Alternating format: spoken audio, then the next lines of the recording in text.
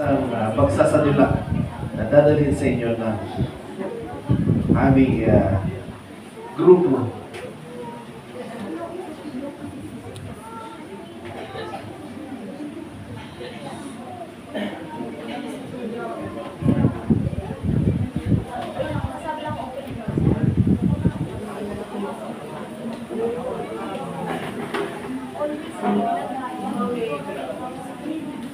Isang bagong hari ang namuno sa Ehipto na hindi naaalala si Jose.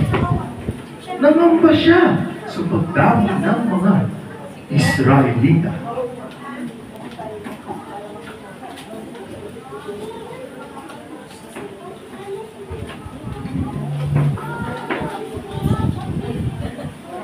Sobra na ang mga Hebreo. Kung magkaroon ng digmaan, ay malamang kakapit nila ang ating mga kaaway. Kaya mula ngayon, lahat ng mga Israelitang lalaking sanggol, ay dapat patayin! Nasa susunod po!